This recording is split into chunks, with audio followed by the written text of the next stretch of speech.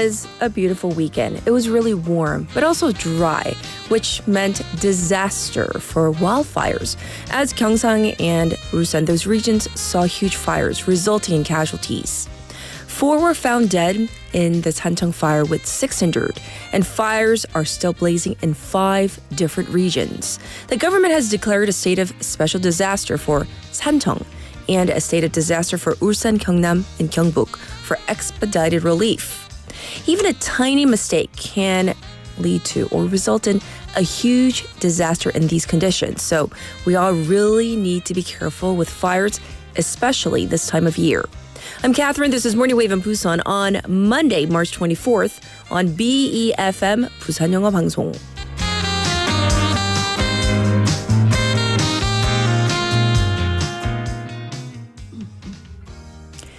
Good morning, Wavers. I hope you had a good weekend. And you know, if you live anywhere in this region near Busan, I'm sure you all received emergency alerts over the weekend regarding these wildfires.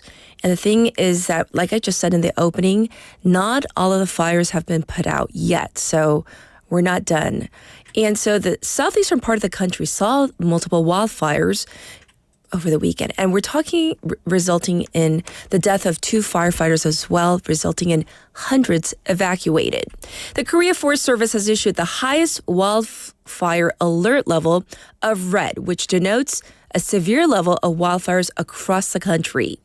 And the worst situation is in Sancheon, Gyeongnam Province, where 4 firefighters were found dead, likely stranded amidst the strong wind and blazing fire. 6 others were injured as well. So currently there are 5 ongoing fires. So we're talking about in Sancheon and Sancheong, Uiseong in Gyeongbuk Province, Ulju in Ulsan County, also Kimhae, Gyeongnam, and Okcheon in Chungbuk. So the Sancheong fire is about 71% contained. The Uiseong fire, 60%. Ulju, 72%. And Kimhae, 96% contained. And so, like I said, still not done. And the firefighters have extinguished the main blaze for the Okcheon fire. The fires collectively burned through 7,778 hectares of forest, according to the Central Disaster and Safety Countermeasures Headquarters. So most of the country is under a dry weather alert, and strong winds make it possible for any small spark, flame, to spread into a huge fire. The weather is not cooperating as dry conditions with strong winds are expected to persist for the next couple of days, which will not only hinder the extinguishing efforts, but also increase the risk of further fires. So please be careful when you're doing outdoor activities or even conducting your day-to-day activities as well. So that's our main story for today. We're hoping that those, of course, fires are contained. Our thoughts and prayers go out to those who were affected, especially the family members of the bereaved family members of the firefighters. Now it's time for a text topic. So are you ready? It's Monday. And it's going to be all about birthdays. Do you celebrate your birthday in a special way? For example, do you take the day off from work? Or do you throw a party? Has it changed from when you were younger? Meaning maybe you really celebrate it all out when you were younger. And then I know some people, as they get older, they tend to celebrate less. Or maybe it's vice versa. Does your family have any special family, birthday traditions? Is what we're talking about. 자, 나는 생일 특별하게 챙긴다. 오, 연차 쓰세요 on your birthday? Or maybe 파티. Those are very common. 아니면 아니다. 특별하게 그냥 하지 않고 그냥 넘어간다. 옛날에 비해 내 생일을 챙기는 태도가 변했다. Whether it went from party to, everyday mainstream, just any other day, or maybe it's the opposite. So, 우리 집만의 생일 음식이나 생일 축하하는 방법. anything special from your family? We want to hear about your traditions. Send them into BEFM's live stream live chat on YouTube. So go to the YouTube platform and type in BEFM 부산영어방송 to find our channel. You can subscribe and log in and chat with our other waivers. Also on your phone, pound 9050 샵 9050. That's going to cost you 100 won. The good news is you can reach me for free on Kakao Talk as well. So same thing there. You can add us, search for BEFM or 부산영어방송 as well. And the ways you can listen to our show on the radio if you're in Busan, 90.5 or 103.3 FM. Like I said, we are streaming live on YouTube as we speak, and you can watch again at your leisure. We also have the BEFM app and the Popbang app, and you can listen to the wa글와글 segment on the latter app that I just mentioned. Looking ahead to our Monday morning together, what do we have for you? We have Showbiz Buzz. That's with Michael. In hour number 2, Business Perspectives with Bobby. For our special interview, we're going to be focusing on Canada-U.S. relations. And as of late, because of what's happened in the last couple of months, Canada seems to be turning toward Europe. So let's find out more about the dynamics of this. I'll be back with today's headlines.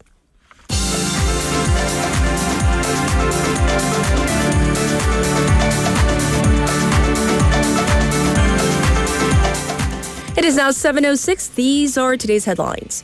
4 killed as wildfires rage on in southeastern region. At least 4 people were killed and 6 people were injured, and almost 2,000 people evacuated as wildfires fueled by strong winds have scorched areas of the nation's southeastern region. Court to announce Prime Minister's impeachment verdict today. The Constitutional Court will announce its verdict for the impeachment of Prime Minister Han Duck-soo today at 10 a.m.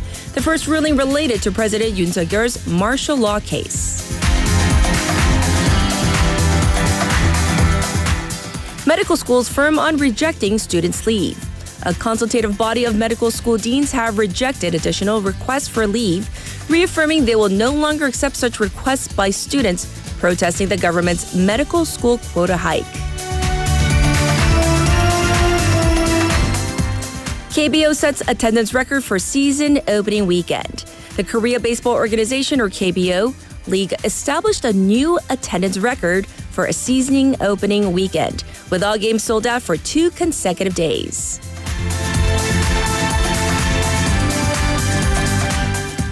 Protests erupt in Turkey after president's main rival jailed.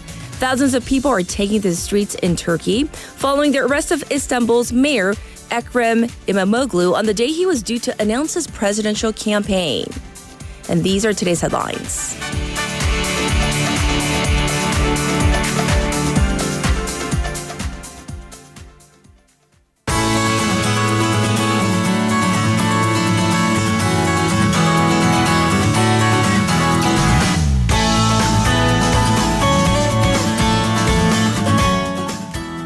Time to check in with Sue for Busan Updates. Let's see how she's been. Good morning. Good morning. I hope you had a good weekend. I did. I had a very active weekend. Oh, really? Can you share with us just one little tidbit? I did a lot of walking and running with my nephew and my friend each day. Oh, really? So respectively, very, very busy.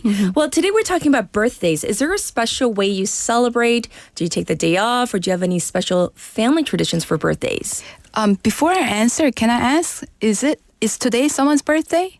I'm sure it's someone's birthday. Oh, okay. Not like our Not anybody here, right? I'm okay. sure someone is celebrating a birthday somewhere. Right. Maybe one of our waivers. Is it your birthday? Is it? Okay. Let me know, okay? All right. Yes. Just got me thinking. Yes. Anyways, I never tried to get my birthday off from work. I was working at a restaurant in Canada, and then my coworkers, my friends, they just surprised me with a cake and stuff. Yes. Like, sang a song for me and stuff. Yes. But there's one thing I got obsessed with. 미역국. 미역국. You're obsessed with 미역국. Because when I was back in Canada, my mom wasn't around. So I was always jealous of my Korean friends who got like miyeokguk on their birthday. So I'm like, I want to get my miyeokguk. I have a question that I'm going to throw out there for everybody. I mean, I understand the tradition is you're supposed to have miyeokguk on your birthday, but like, shouldn't it be for the mom who gave birth? I think so. I think. 왜 웃으세요? 진짜잖아요. I mean, the I miyeokguk, agree. I right? agree. Shouldn't you be making it for your mom? Well, I'm gonna start to, but then back then I was not mature enough to think that I wanna get my miyeokguk. No, because I thought about it. My mom was kind of a little mad at me one day, and she said like, "Oh, 너를 낳고 미역국을 먹었다니?" And then I got to thinking. Oh, so on my birthday, I shouldn't. So I started making miyeokguk. Oh, well, I'll tell you my tradition a little later. But yes, so that's why it got me thinking. Should we be having our miyeokguk on our birthday or making it for our mothers? Is a question I'm throwing out there. So Right. For that, let's jump into our first update. The plan unification survey between the conservative candidates for the Busan Education Superintendent election has collapsed. So Choi Yun-hong's camp withdrew after accusing Chung Sung-yoon's camp of manipulating the survey. What's going on? So in the Busan Education Superintendent by-election, the allegations of survey manipulation have led to the collapse, like you said. And Choi Yun-hong's campaign called for the survey's suspension and filed a complaint with the Busan Election Commission. Yes. Choi's camp claimed to have found serious distortions in the survey, which was supposed to help unify candidates Chung Sung-yoon and Choi Yun-hong. They have now demanded Jung's resignation from the race. Yes. So what is this allegation about? So Choi Yun-hong's campaign accused Jung's camp of attempting to distort the survey by encouraging false responses regarding age to influence the results, which they claim it violates election laws. Yes. And Jung's camp denied the allegations. His camp explained that there was no need to focus on getting responses from people in their 20s and 30s during the survey, as the results would still be valid even without perfectly matching responses quotas. And they claimed that the decision was based on agreement with the survey companies aiming to proceed with the data collected regardless of specific age groups. And the unification process has collapsed amid these accusations, and the election will now proceed as a 1 versus 2 race with Kim Seok-jun from the progressive camp. Yes. So that is what's going on with the very hot, heated race here in Busan. That's coming up next week, right? So we will give you updates as we can. And next up, let's talk about this. For the first time in the country, Busan City will implement the end-of-life comfort care service. This starts today to ensure a dignified passing. We call it well-dying until kind of the final moments of life. Yes. So the program is called 생애말기안심돌봄 service, and it's designed to support terminally ill patients by providing household tasks, daily living assistance, such as accompaniment to public offices, emotional support, hospice care, and even public funeral services for those without family. And the goal is to help people maintain dignity in their final days. Yes, very important. So tell us more about who can access this and what kind of help is available. The service is available to end-of-life patients who don't have caregivers, regardless of their income, and it covers up to 4 hours a day, 5 days a week, for up to 3 months if needed. And it costs 17,800 won per hour, but the city fully covers the fee for recipients of government aid and those in the lower 70% of median income. And this program is part of Busan's broader community care initiative called Busan Together We Care, which has been expanding since 2019. The city has already introduced services like post-discharge patient care and hospital escort assistance, helping nearly 14,500 people last year. Yes. And with a new national law on integrated healthcare and care services coming next year, Busan plans to keep developing a more connected and supportive healthcare system. Right. So once again, so important when we think about this whole, end of life, this process. So thanks for telling us about this. Next up, let's talk about a book return machine which has been installed at Yonsan Station in Busan. A book return machine is going to be installed at Yonsan Station on subway line 1, making it easy for people to return books they borrowed from public libraries. Okay. And the Busan Library plans to set up an automated book return machine at the Yonsan Station Transfer Center. And they're still working with Busan Transportation Corporation to figure out the exact spot. And with this new system, people will be able to return books from any of Busan's 52 public libraries, no matter where they borrowed them. Before, people could only return books to the library where they checked them out. Right. But with this new machine, people will be able to drop off books at Yonsan Station, and it will be more convenient for everyone. Yes, I'm sure like the people working behind the scenes, it'll be tough, but for the residents and citizens, much more convenient. So when is the service available? The service should be up and running about in July or August once all the paperwork and agreements are done. Okay. And if the pilot run at Yonsan Station goes well, Busan Library is thinking about expanding the service to other parts of the city. Okay, so let's see what happens with this pilot run. Now let's talk about enjoying cherry blossoms, which is, of course, a favorite pastime of many people. Well, this is regarding cherry blossom viewing in Busan while riding the KTX-이음, correct? Yes. I'm really looking forward to seeing cherry blossoms this year. A new spring tour package in Busan has been created, connecting with the KTX Jungang line, which links 청량리 Station in Seoul and Busan Station in Busan. The Korea Tourism Organization's Busan Ulsan Gyeongnam office, Busan City, Korail, which is Korea Railroad Corporation, and Busan Tourism Organization announced that they're offering a special tour to check out the spring flowers in Busan. And so we need the details, the deets of the tour. The trip starts off by taking the KTX-이음 from 청량리 Station in Seoul at a little after 6 a.m. and arriving in Busan Station a little after 10 a.m. Okay. Then people will get on a shuttle bus to explore the city. The tour includes stops like Haeundae. People can ride Blue Line Park and stroll along the Munten Road cherry blossom path. Yes. So Munten Road is a walking path located in Dalmaji Hill, which means a path to walk lightly under the moonlight. So people can really enjoy the stunning views of the cherry blossoms in the sea. And after lunch, people can visit O륙도 Island to see daffodils, 수선화, and canola flowers, 유채꽃, and walk along the cherry blossom path in Namcheondong and Gwangalli Beach. Right. After dinner, the tour heads to 황령산 Cherry Blossom Road for a beautiful night view of Busan and before heading back to Busan Station to catch the 이음 back to Seoul. And the tour can be booked through travel agencies that work with Korail. Okay. And the tour is limited to 200 people with 100 spots available each on March 26th and 27th when the cherry blossoms and canola flowers are in full bloom. Yes. So excited just thinking about it. So thanks for letting us know all the updates. We'll check in with you tomorrow. Thank you, Sue. Thank you. And now back to you, the listeners, for our traffic and weather.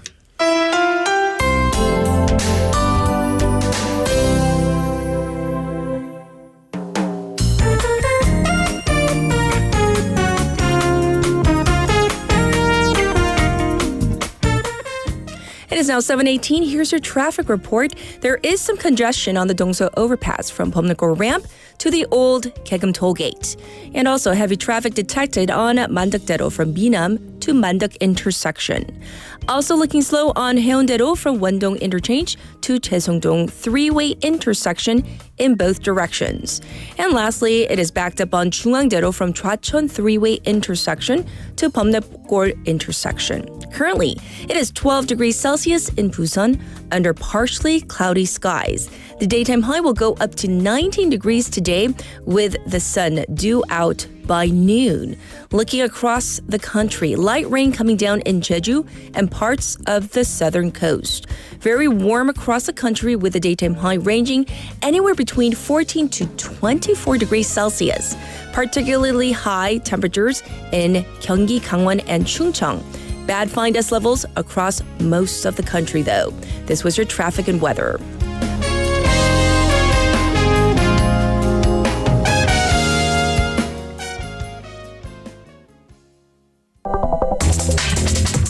Are you an early bird? Are you up to date on the news? Are you a trendsetter? For all of the biggest issues from Busan to the world and useful information you need, right here on Morning Wave in Busan.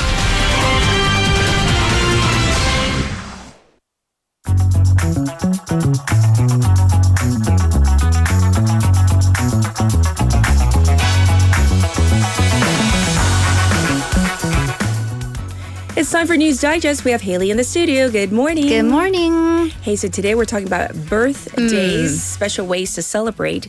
What do you have? Let's see. Of course, we have the 미역국. My family, we do 잡채. So it's like, you know how 잡채 is supposed to be kind of this party food? Yes. Like it's the other party noodle. So we do that. And then we always go out to eat. But then there's always a pattern because we have to cater it to the birthday person's taste, I suppose. Okay. So for my mom, it's always like something like clean and crisp and kind of healthy, like Japanese or Korean, like Clean, crisp. like there's supposed to be like a 정식 involved, right? okay. I don't know. Moms are picky. Moms they are really are. picky. Dads less so. My dad will go to whatever, and then my sister has like the most old-fashioned taste palette out of everyone. Yes. So she wants to go to like 오리고기. Like she wants to go to duck barbecue. Really? On your birthday? She's like, yeah, it's the best. It's her soul food. I'm like, all right. Okay, I guess Wait, your younger sister? Seriously, my younger sister. I was The like- 21-year-old. Could have been Marina. Oh no, the My oldest. 22-year-old because Yes. for her last birthday, final bit, she specifically requested that I get her the numbered candles in red. And In I was red. like, why? Because when So you're specific. 22, you flip the other two so they to make form a a little heart. heart. And she Yes, wanted yes. that. I was like, okay, Gen Z. It's so hard. It's so hard having How a do Gen I know? Z. Yeah, I had How one do of you those know? birthdays Right? pass Yeah. by. Well, Yes. you can save them for the other birthdays coming up because I'm like, Oh, my girls don't believe in recycling. oh, okay. Because I have two candles and no one in my family's in their 20s or have like you can a two. save it. Like Yeah. 62, 32, 42. Because we're like way past Yeah. the two. Yeah. So we'll see. We'll see. Yes. All right. All right, let's jump into our first news story. So, in a seemingly unending governmental impeachment saga, the opposition has filed an impeachment motion against the current acting president. Right. So we have a lot of news. Of course, you cover the fires in the opening and the news highlights, but we do have to go over what's happening politically. Yes. So the 5 opposition parties on Friday, they filed an impeachment motion against the acting president, Choi Sang-mok. And this, if you're counting, is the 30th impeachment motion in the Yoon Suk-yeol government. So this is a move to pressure Choi to appoint the last constitutional court justice, the nominee Ma Eun-hyuk. Yes. So, what charges did the opposition cite for Choi's impeachment? Right. So the impeachment motion says that the failure to appoint Judge Ma is an infringement of the National Assembly's rights. So for a little bit of background, why is this the National Assembly rights? Right. Because 3 of the 9 justice spots on the Constitutional Court bench, they are for the parliament to nominate. Sure. And while the president does get the final appointment right, this is more of a formality. It's more of a signature, which Choi Sang-mok has yet to sign. So the opposition says that Choi's refusal to appoint Ma is in violation of the Constitution. Also, the Democratic Party dug up dirt, so to speak, from the way back 박근혜 최서원 gate, 최서원 formerly known as 최순실, for his alleged involvement and filed a case against Choi for bribery to the Corruption Investigative Office. Indeed. And so, let's talk about the National Assembly. Will the National Assembly go ahead with the impeachment vote is what we want to know. Right. So for that, we are not sure yet because Okay. the move is actually facing criticism within the own parties. So the leadership decided on this impeachment. The rest of the parties not quite on board. Yes. So the perception has been that impeaching Choi doesn't really serve actual benefits for the opposition, but it'll only give the ruling party fodder for its rhetoric that the opposition has been recklessly impeaching officials, which Yes. of course has been one of the arguments from the president's defense as well. So even the National Assembly Speaker expressed his skepticism. And then looking at the logistics, there's now the timeline issue because the way for this impeachment to get the impact it wants to have is Yes. to impeach Choi while he is the acting president. I see. But then what's going on? Today, the impeachment verdict for Prime Minister Han Duck-soo comes out today. So if Han's impeachment is rejected and he is reinstated, then there really isn't a point because Choi Sang-mok is not the acting president anymore. That's right. He goes back to being the vice prime minister of economics. So pundits say that overall this may be a political move on the Democratic Party or the DP's part because its chair, Lee Jae-myung's election law violation, the appeals verdict there is scheduled for this week, the 26th. So they may be trying to either distract or mobilize the support base. Yes, yes. So the ruling party, the People Power Party, has condemned their rivals, the Democratic Party, and PPP's floor leader Kwon Song-dong said that the impeachment goes beyond a threat against this individual, Choi Sang-mok, but an intent to, quote, destroy the country, and accused Lee Jae-myung of having gone in the way of, another quote, terrorizing governance. I see. Well, of course, we're going to wait word on that verdict. And in the meantime, up next, there have been some changes in the medical students' boycott of classes, correct? Right. So another major issue coming up. So this past Friday, that was the deadline registration for Yonsei University, Korea University, and Gyeongbuk National University's medical schools for students on leave to come back. So that was 복학생 deadline. So these schools have previously said that they will follow protocol on those who have left and not come back, meaning they may be held back or even expelled in worst case scenario. So the government and the schools, they have not disclosed the exact numbers, but it has been reported that for Yonsei, at least almost half of the students have come back or at least said they will. Yes. And this is actually a lot more than what was expected. So this move may very well impact the other students because for later this week, the other medical students' registration deadlines are coming up. Yes, that is true. And this could really affect the medical school admissions quota for next year as well. Right. So kind of a domino happening or expected to happen because the Education Ministry said earlier that if the quote, whole student body, 의대생 전원, returns, then they will rescind the quota expansion for at least next year. Okay. So the whole student body, though, this is up for debate because the Education Ministry clarified that this doesn't necessarily have to be everyone, but just enough students for the classes to run normally. Yes. So the schools themselves, they've been encouraging the students to come back as well. But then the Association of Medical School Professors are criticizing their schools' moves as kind of exerting outside pressure on the students. So this doesn't mean, however, that the situation is over yet because the next major date to look out for, the 28th and onward. Yes. Because 28th is when the schools will actually start to take the administrative leave against the students or administrative action, meaning the actual emails or letters about them being held back or expelled may be going out on this date. Indeed. So we'll see what happens with this saga as well. Lastly, U.S. President Donald Trump has signed an executive order to dismantle, or at least maybe not the entirety, but at least big parts of the Department of Education. Right. So President Donald Trump pledged to close down the Department of Education. In Korea, that would be similar to the Ministry of Education, 교육부.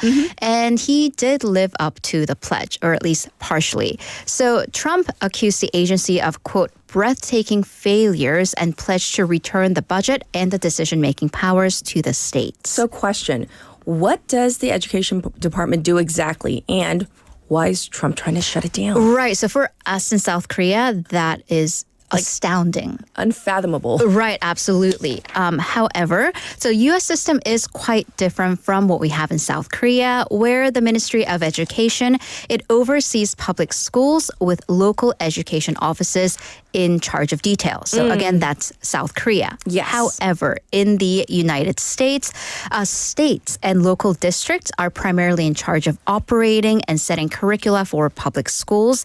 In fact, the Education Department is the smallest department out of the entire cabinet, and it takes up less than 2% of the federal budget. Yes. So before I go into the detail, I do want to hear a clip from Trump when he signed that executive order. I will sign an executive order to begin eliminating the Federal Department of Education once and for all. The Democrats know it's right, and I hope they're going to be voting for it because ultimately it may come before them. Beyond these core necessities, my administration will take all lawful steps to shut down the department. We're going to shut it down. Right. So what parts is he really shutting down? Okay, so again, the education department, it mostly operates student loan programs, 학자금, and most importantly, though, more importantly, programs for low-income students, and along with civil rights laws designed to prevent race or sex-based discrimination in federally funded schools, and for students who have disabilities. So Trump said he will keep major functions like the scholarship or the Pell Grant and support for students with disabilities. However, going back to the issue with discrimination, President Trump has accused the Education Department of, quote, indoctrinating young people with racial, sexual, and political material, basically being too woke. Yes, yes. Question though, can the President of the United States actually sign away a federal agency? No, it's not that simple because you, of course, need congressional approval. So from the legislature to approve to get rid of a department. Okay. And so will he be able to? Well, although the Republicans do have the majority, they don't have that big of a majority. Yes. So you need a supermajority. So that's 60 out of 100 senators.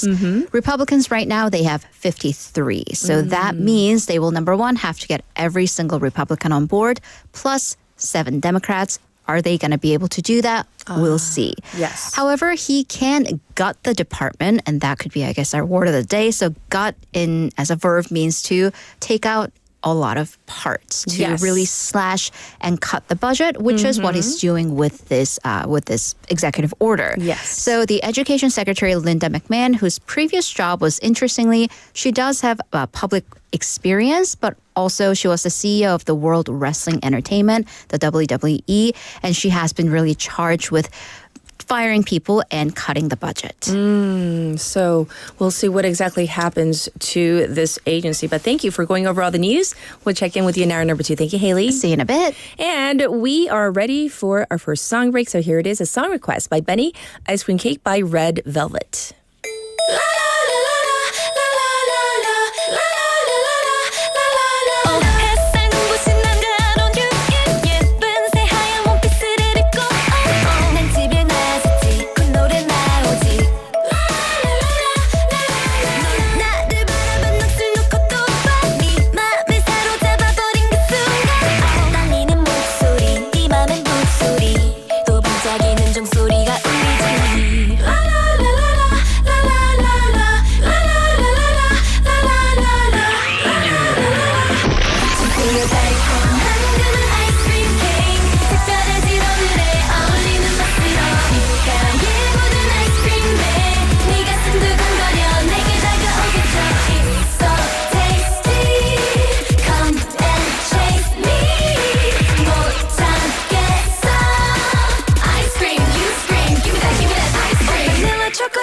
The cherry on top. 매일 다양하게 보여줄게 너에게만. 무지개 그려대는 적은 수대보다 난 사랑을 그려내는 내게 좀 더 끌릴 거야. 넌 날 데리고 떠나 어서 떠나. 조금만 속부터 태워봐 오늘. 네 허리 감싸는 내 손에 오늘이 다가도 맘이 두근두근 거리지. 라라라라라 라라라라 라라라라. 진짜 달콤한 그만 아이스크림 케이크. 특별해진 오늘에 어울리는 맛으로 입가에 묻은 아이스크림에 네 가슴 두근거려 내게 다가오겠죠. It's so tasty. Come and chase me. 못 참겠어. Ice cream, you scream. Give me that ice cream. Ice cream, you scream. Give me that ice cream. Ice cream, you scream. Give me that.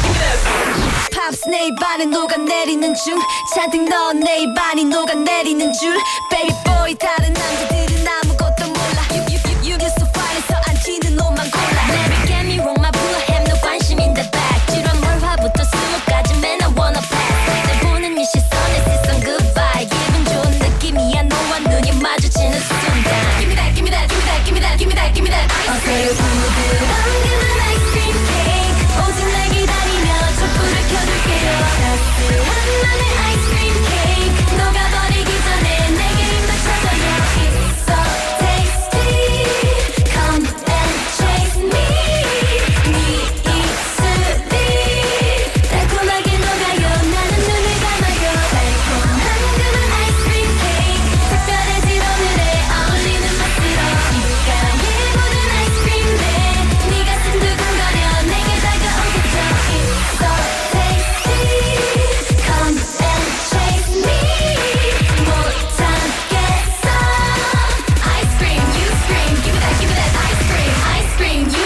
give me that ice cream. Ice cream, you scream, give me that, your lips. Welcome back, everybody. Now it's time to get into our text topic. So, how do you celebrate your birthdays? Is there a special way you do so? For example, some people, they take the day off from work. I know people who actually do this. 그러니까 연차 쓰는 분들 저 개인적으로 알아요. 저는 그렇지 않아요. But I know people who really love celebrating in a special way. So they say, hey, it's the day of my birth. I'm going to take the day off. And you know what? If you can from work, yes, do so. I mean, if that's what makes you happy. Also, if you have a birthday party, some people, though, go the opposite way. Some people want to want to fly under the radar. Flying under the radar meaning they want it to be low key. 그러니까 막 요란하게 하고 싶지 않다. 그러니까 그 사람들 생각에는 요란하다 생각할 수 있지만 for other people, they think it's kind of a given. 당연히 내 생일 때는 저는 이렇게 celebrate 하고 싶다. There are people definitely like that. For example, we have a message from Edom who says, I celebrate my birthday by buying something expensive that I have wished for a long time. I can't give brand names, but like a brand name luxury wallet, for example. So apparently it's a gift that they give to themselves. And I kind of like that idea as well. So for me, something similar, but not luxury brand, just something really small that I pick out, usually under 50,000 won. But it's kind of like I splurge on the 50,000 won just on myself.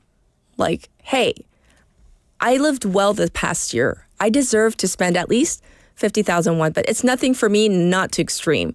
So a little something, whether it's like I treat myself to like a manicure, or something, kind of minor, but like a service kind of related thing, or like even a massage or a facial, something that will kind of get me through the entire day. Benny, who says this, for me, if we have a budget, we need to buy cake and food, like takeout food. And it has already changed when I entered my adolescence. So the tradition now is about going to like a restaurant. Yes.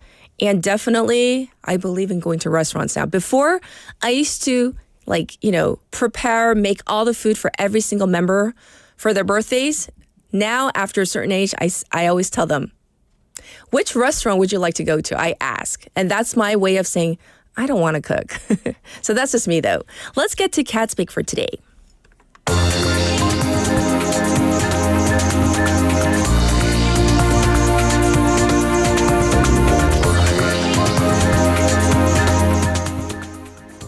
For today's Cat's Pick, I wish I had a bright, airy story from Monday, but not really. If you are visiting the Western United States, one of the most visited places is the Grand Canyon. Well, this family of 3 from Korea, so we have a daughter, the mother, and the aunt. Well, they have gone missing, so it's kind of a mystery. Here's a clip from Good Morning America.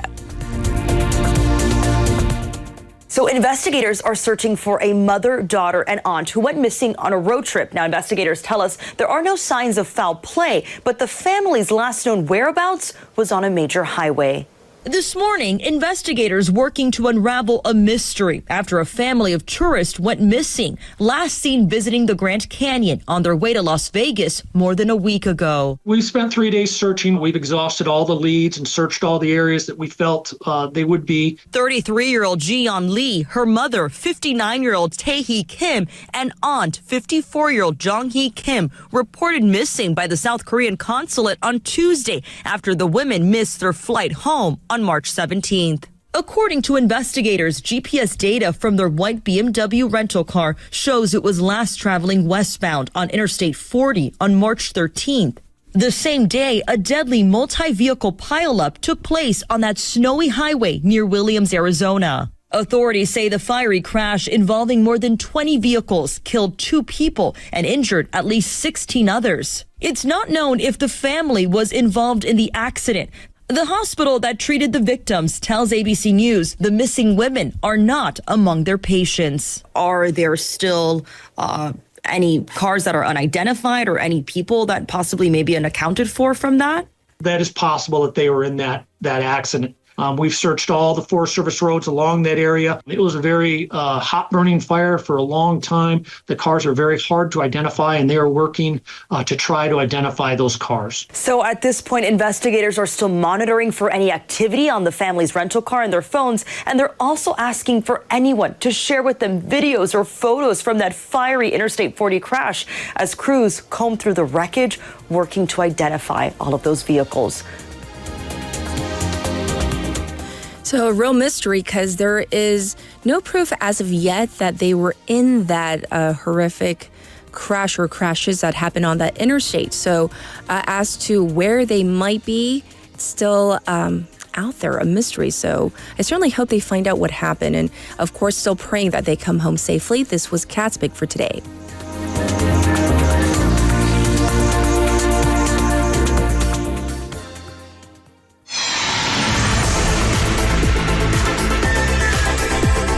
Stay tuned. You're listening to Morning Wave in Busan.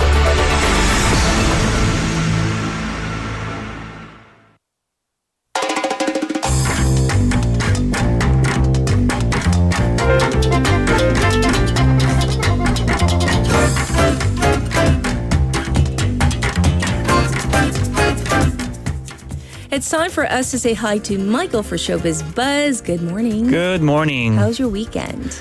I could definitely feel that spring is coming. It was warm yesterday. It was warm, and if you talk about spring in Korea, you know what that means? Fine dust. 미세먼지. Oh man, I had to wear I couldn't take my mask off. Maybe it was an allergy season? Yeah, I think I have that thing. You know, 먼지 알레르기가 심한가 봐요. 그래서 이게 많지 않아도. So I was like, oh it my could be goodness. from like pollen from like some of the flowers that are starting to bloom. Maybe, it's but that season. It's more than that. It's like something. It feels like the dust gets into your brain and it makes you sleepy. Well, you know what? I agree with you. Okay, because I don't know if I had the headache from what was it or whatever was in the air, but like, you know, feeling not so great. Yeah, like you kind of feel tired, and you don't like. I didn't feel this way like last winter, you know, and it's definitely something to do with the change of the season. But I can definitely feel that spring is coming. And yeah, I mean, you are representing with your sage green today. Yeah, I Spring have is this. here. So now I have No this black. flowery passion, flowery. Yeah, Passion and for a little fashion. grassy Grassy. hue color. Yes, I like. Hey, our text topic today is about birthdays. Is there a special way, a particular way you or your family members like to celebrate? Well, my case, I definitely like to bring friends over for a huge party. Oh. If I could afford it. So do you provide like all the food and beverages? You're just like, come on over? I want to. Like that's my that's my preference. But it's just my preference. If you know what I mean. 항상 그렇지는 못하고. It doesn't happen a lot. But there are some times that I would throw huge parties. Okay. Yeah, but I don't know, like, yeah. 많이 했었죠. Parties. 했었죠. 네. Oh, so that's actually a part of our question too. Has it changed over the years? Like back in the day, I used to do like this, but now it's like a little different. It did. I mean, like, you know, this is where 나이 comes in again and again. Yeah, it's my age. 누가 들으면 되게 연세가 많으신 분 같아요. 연세? 아직 The way you're talking. 연세라는 단어 들을 나이는 아닌데. 그러니까, But still, I mean, like it's a bit different because you have to work now. I mean, you have to care for, you know, not just yourself, but, you know, like your, I'm going to say family or friends or something, you know, like you have your own group now and you have to take care of it and you have to make money and stuff. So all right. You can't afford the time. Sometimes, yes. Sometimes. Well, thanks for sharing your birthday traditions with us. We're going to jump into our first news. Yeah. What's this about? First topic, we've been covering this for a long time, and we got the first results. K-pop girl group New Jeans, or NJZ, said Friday it will take legal action against a court ruling that granted an injunction to prohibit the group's independent activities. So what that means is basically the court ruled against NJZ yes. acting independently. So earlier in the day, the Seoul Central District Court accepted the injunction sought by the group's agency Adore to prevent the 5 members from independently signing advertising contracts and pursuing separate music activities as part of an ongoing legal dispute between the two parties. Also, the court granted Adore's request to retain the official representation of the group, saying that it was difficult to conclude Adore had violated contractual agreements with the members. So the group plans to challenge the decision through a legal objection procedure and to submit additional evidence to strengthen its case. Yes. But like looking through the process of the court, like courts like logic of how they came up with this ruling. The case looks pretty weak on the NJZ side because there were some key points that we've been covering for the past couple of months, and one of them is, whether Adore firing Min Hee-jin, the main producer, from the job amounts to this justification that this contract is can be terminated. Yes. But the court ruled basically the court said no. That's not enough to justify for NJZ to terminate their contract with Adore. So that's one of the big issues. And many people, they were kind of watching to see what the decision would be on this particular court case, because if, let's say, for example, the court had sided with the group itself, I mean, it would have set precedent and opened up maybe a floodgate of litigation between, artists versus their talent agencies, right? So. It looks pretty clear on the contract because there is no mentioning of should Min Hee-jin gets fired from Adore, like NJZ's contract can be terminated. Like there are no clauses like that on the contract. So it's pretty straightforward decision for the court. But anyways, New Jeans is planning to challenge it, and we'll see how it goes. So New Jeans, which rebranded as NJZ last month, began pursuing independent activities after accusing Adore in November of violating the terms of their exclusive contract. But Adore claims that the contract remains valid until July 2029. Yes. The group is set to perform at a sold-out concert in Hong Kong on Sunday. So that's yesterday, where the 5-member act was expected to release a new song. So they went ahead with the performance despite the court ruling.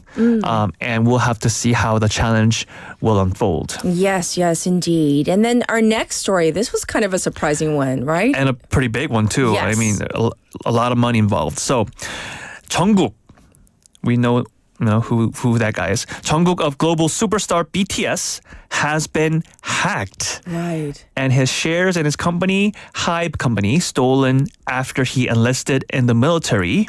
Entertainment sources said Saturday. Yes. The hacker opened an unauthorized account in Jungkook's name in January last year, right after he started his mandatory military service. He transferred Jungkook's 33,000 shares in HYBE to the new account and sold 500 shares to a third-party investor, according to the sources. So, 33,000 shares, like for everyday people like me, we don't know how much that is. It sounds like a lot. But then, how much is it worth? Yeah, so it's worth around, at that time, when it got stolen, the total value of the stolen stocks was 8.4 billion won. 84억 원요? Is that right? 84억 원? Yeah, 84억 5천만 원. And that's a lot of money. Yes. And that was, we're talking about, a couple of years ago. So this was the value when the stock was stolen. Yes. So the values might have gone up since then. So, it's a lot of money, we can tell you that. Yes. So Jungkook's agency, Big Hit Music, a record label under HYBE, said the company took immediate action and prevented any actual losses. But the problem is the 500 shares that's been sold to the third party. Okay. You know, so Jungkook filed a lawsuit seeking the return of 500 shares that were transferred to a third party in 2024. And? The Seoul Western District Court ruled in favor of Jungkook last month, obviously, ordering the third party to return the shares. Because he never sold them. Yes. Exactly. They were able to However, prove it. the hacker who stole Jungkook's identity has not yet been caught. Really? So they're still looking into it, and fingers crossed to finding out who the hacker was. Right. And he's going to be discharged soon, right? Yeah, I mean, he got so Jungkook got enlisted in December 2023. Yes. And he will be discharged in June. Ooh, that's coming up real soon. And Yes. I mean, like this must have been a big shock to Jungkook a couple months before, his discharge from the military. Yeah. Indeed. Moving on to our next entertainment item. What's this one about? Okay, so in the film OTT industry. Yes. The release of Disney Plus's Korean original series Knockoff has been postponed amid an ongoing controversy surrounding its lead actor Kim Soo-hyun. Which is like him, that whole story is like the talk of the It's town. a whole other Still, story. right. But we all know what happened, Yes. right? So now Kim Soo-hyun faces allegations of having dated late actress Kim Se-ron when she was underage. The series was initially expected to premiere as early as April, with filming nearly completed. Set during the economically tumultuous times in the wake of the 1997 Asian financial crisis, Yes. Knockoff follows Seongjun, portrayed by Kim Soo-hyun, whose ordinary life is upended by the crisis, propelling him to the top of the global counterfeit market. Okay. The series was one of the most highly anticipated series on Disney Plus's slate for this year, but we are questioning whether it will be, Released. or released on the platform. Yes, on the platform. If and when is a question. Yeah. And if not, ooh. Yeah. I mean, I see a couple of films, this TV series already up on other OTT platforms starring Kim Soo-hyun, and I have to say it feels quite uncomfortable at this situation. Yeah. Indeed. Well, any other stories that you need to relate to us today? Yeah, there's just one more. Okay. So 3 female executives of K-pop companies were named among this year's Billboard Women in Music. Oh, really? That's big stuff. Okay. In the list released on Billboard's official site on Thursday, Kim Ji-won and Mina Jungmin Choi of SM Entertainment and Seo Hyun-ju of Starship Entertainment Sure. were acknowledged as influential female figures in the entertainment sector. So I'm just going to introduce one of them. So Seo Hyun-ju of Starship Entertainment has been recognized for her work in artist production and planning, Yes. and for contributing to the now disbanded girl group Sista, as well as girl group IVE and boy band Monsta X.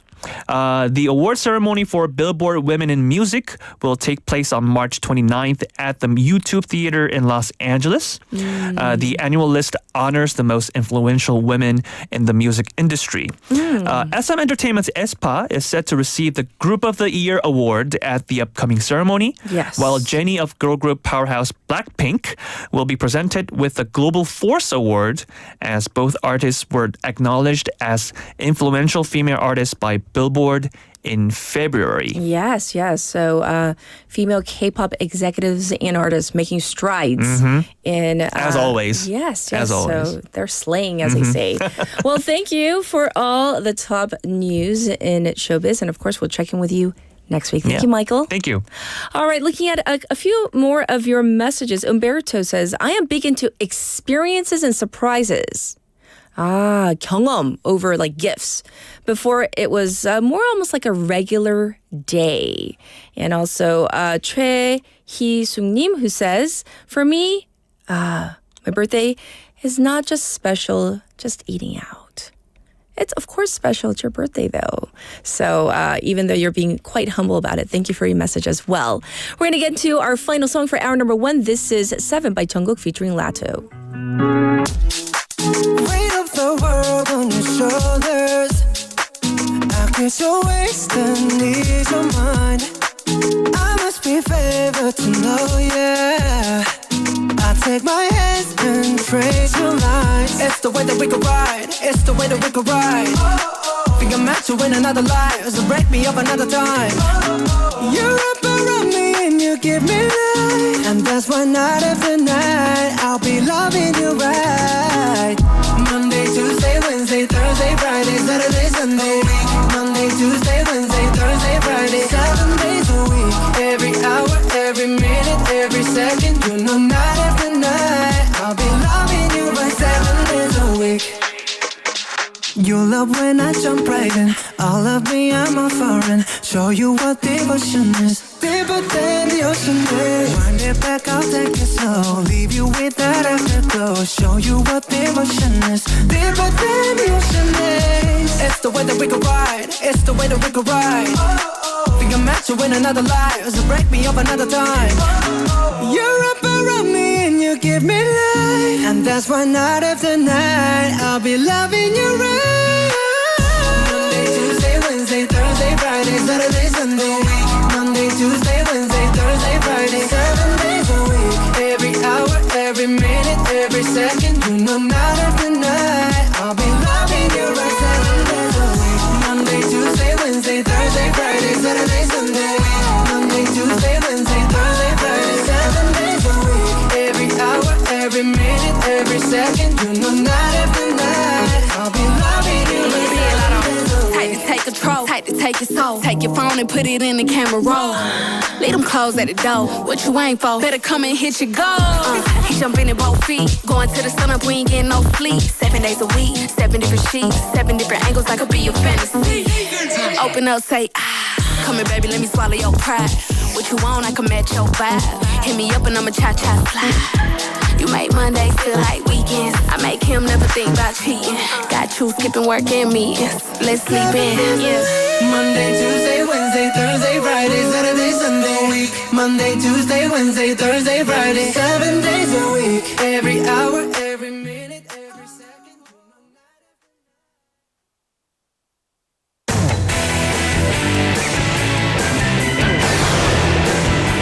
Your bridge to the world.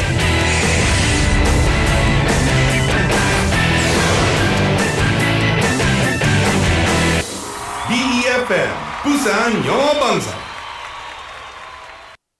아프리카 유일의 한국전 참전국 에티오피아. 6천여 명의 군인들은 자신들의 월급을 모아 부모 잃은 아이들을 위해 보아원이라는 고아원도 세워주었습니다. 그러나 지금 에티오피아는 위기에 처해 있습니다. 끊이지 않는 내전과 기후재난으로 대부분의 의료시설은 파괴되었고 의약품도 부족해 간단히 치료할 수 있는 질병으로 사망에 이르는 상황입니다. 바로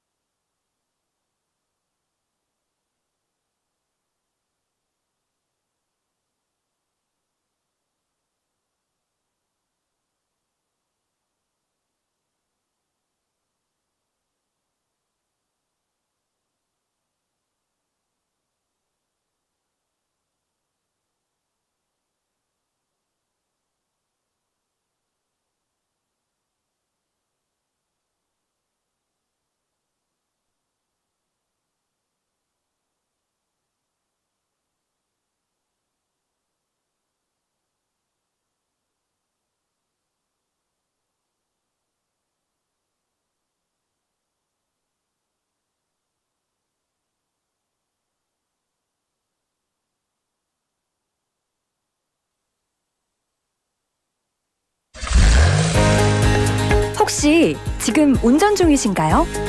어린이 교통사고 피해자 수는 지난 3년 평균 약 9만 명.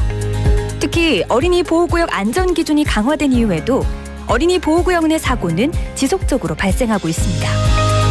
스쿨존에서는 반드시 시속 30km 이하 서행, 스쿨존 내 불법 주정차 금지, 차량 출발 전 앞뒤 좌우 살피는 습관으로 어린이가 안전한 도시를 만듭니다. 참, 운전 중 휴대전화 사용은 모두에게 위험합니다. 우리 모두를 위한 교통안전, 나부터 실천하면 모두가 안전해집니다. 어린이가 안전하게 뛰어놀 수 있는 부산. 아이 키우기 좋은 도시는 우리 모두의 미래이자 희망입니다. 이 캠페인은 어린이가 안전한 부산을 만드는 은행, B&K 부산은행과 함께합니다.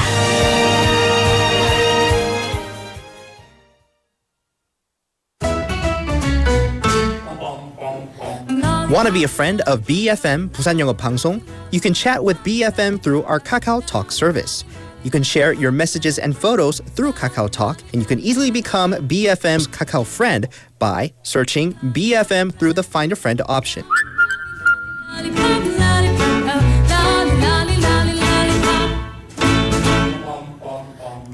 Come share and chat with us at BFM anytime, anywhere for free. Don't forget to add BFM 부산영어방송 to your Kakao friends list. Man, I haven't got a chance. I call him.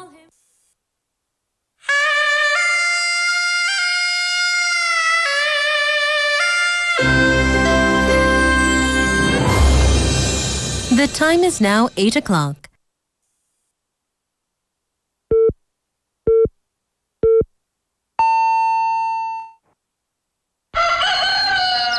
Good morning, Dynamic Busan. Yeah, you're waking up. Time to shake it up. Tell the world good morning and find out what's going on. Well, hi there, folks. There's everything from comedy to lively chat to music. Broadcasting from a room about the size of your closet. All calls are recorded. What show is this? Live from Korea's dynamic city, this is Morning Wave in Busan. I'm sorry, who'd you say you were?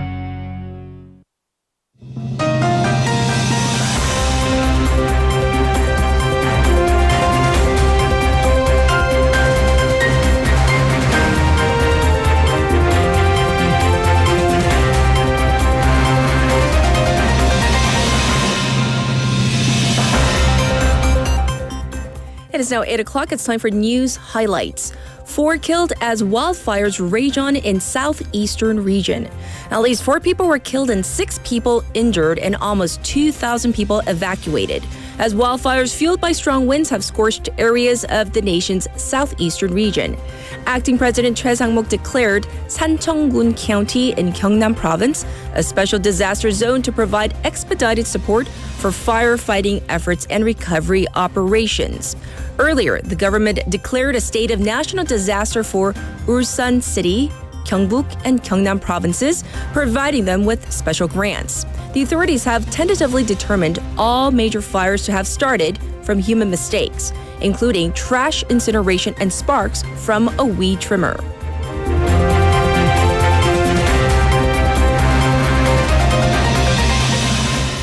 Court to announce Prime Minister's impeachment verdict today.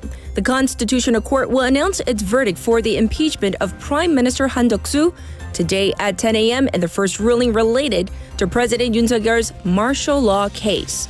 The court's ruling on Han's case and whether the justices see the declaration of extraordinary martial law as illegal may be a barometer for President Yoon's upcoming verdict. In the meantime, rallies both supporting and opposing the president's impeachment took place in Seoul and across the country as people have amped up security around the Constitutional Court in anticipation of any potential violence.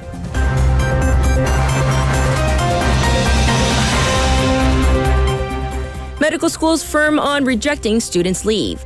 A consultative body of medical school deans have rejected additional requests for leave, reaffirming they will no longer accept such requests by students protesting the government's medical school quota hike. The Korean Association of Medical Colleges and Graduate School of Medicine, KAMC, said 35 of its 40-member schools have completed their rejections, with the remaining 5 schools to make a similar decision this week. Earlier this month, the government said it will scrap the contested plan to increase medical school admissions next year to resolve the ongoing healthcare crisis on the condition that all medical students on leave return to the classrooms by the end of March.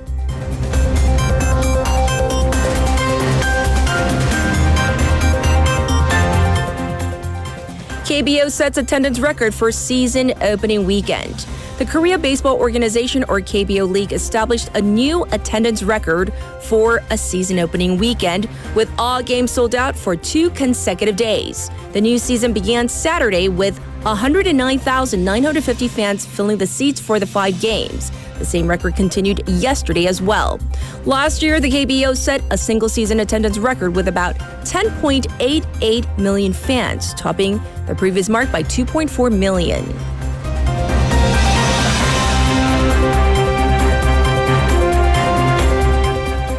Protests erupt in Turkey after president's main rival jailed.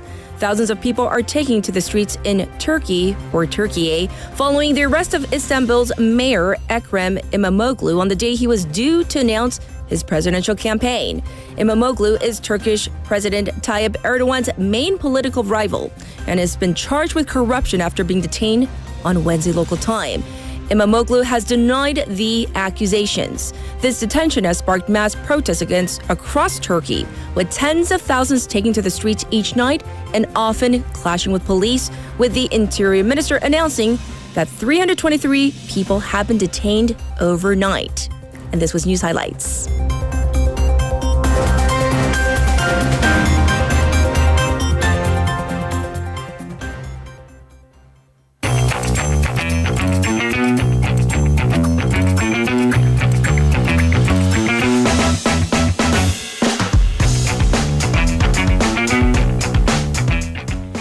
It's now time for Wagga Wagga. Haley's back. Hello again. So we're going to jump into our first story. This is regarding a middle-aged man living alone who was found dead. And it turns out he had just missed a government support program that would have given him the help he needed. We have a lot of what ifs in this situation. Yes. So a man in his 50s, identified by surname Kim, he was found dead in a semi-basement 반지하 unit of a residential building in 신사동 in Gangnam-gu district. Yes. And unfortunately, when he was found, the police say he had been dead for several days.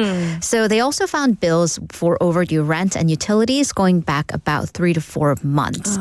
So it turns out the deceased had been without a job for 6 months. But because he was in relatively good health and he was fairly young in his 50s, so not over the age of 65, he wasn't on any of the conventional welfare lists for the elderly or people who have disabilities. I see. However, the government, it turns out the local government, they did have him on a list of people who are living in vulnerable housing conditions. And the local community center also sent out a notice and paid him a visit, but he wasn't home at the time. I see. And then this is where kind of the series of unfortunate events begins.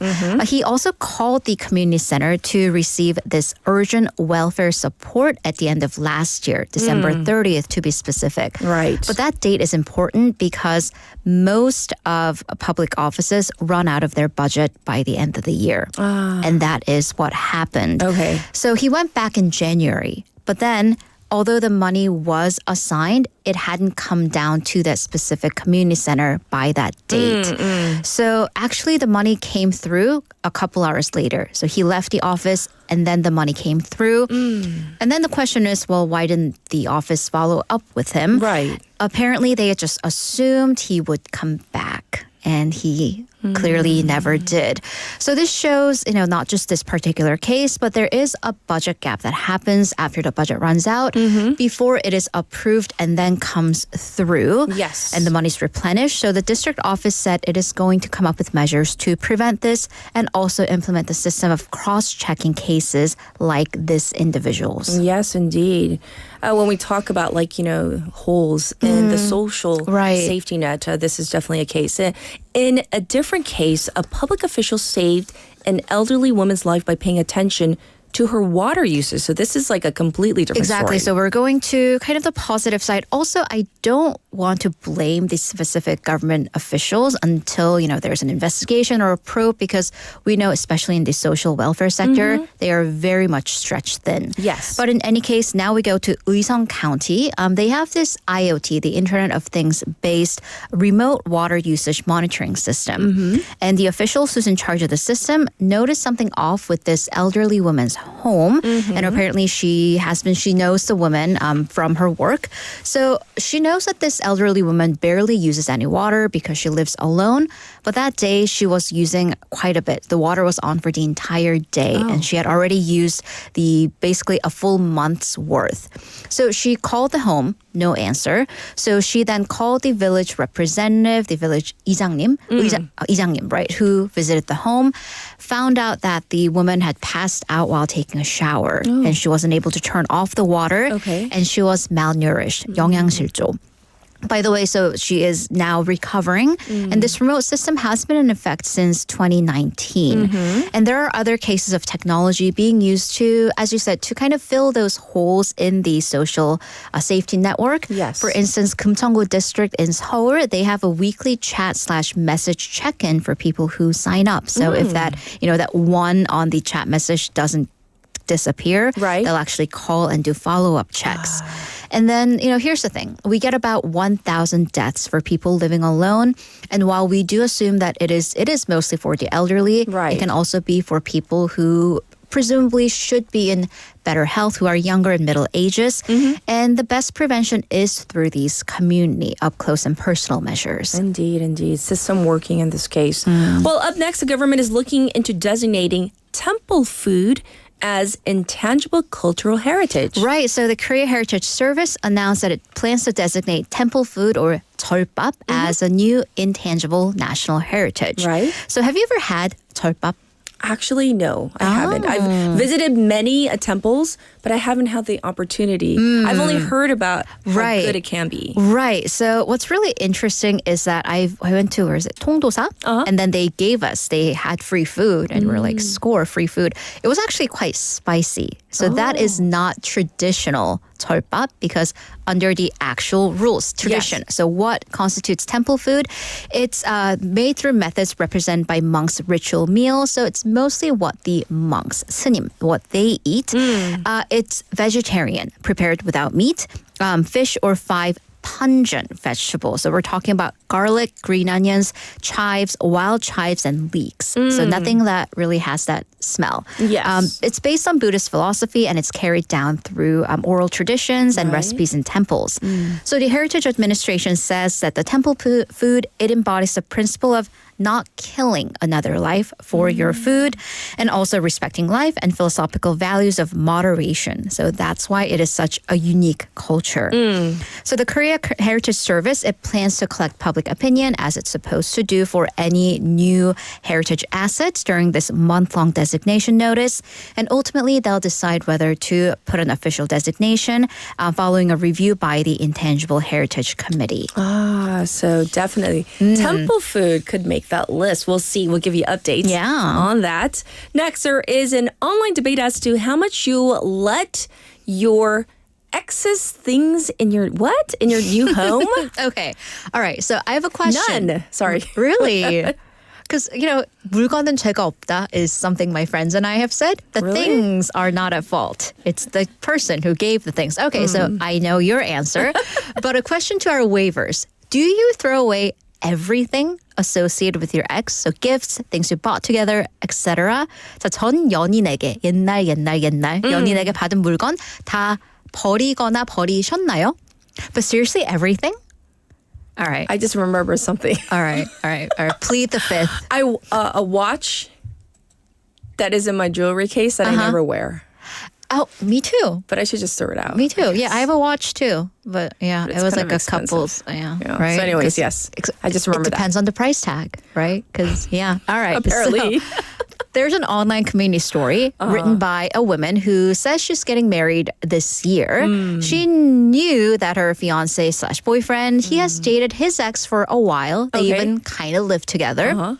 The ex, so her boyfriend's ex, the girlfriend, apparently bought things like coffee machines, dishwasher, dryer, and a bed. So they had fully moved in. Okay. But when the new couple, now the woman who wrote the story and her now boyfriend, they started planning their wedding, this is where and when trouble began. Okay. So the woman wanted to throw away or get rid of the stuff that the ex-girlfriend had brought into that previous relationship. Yes. Especially the bed.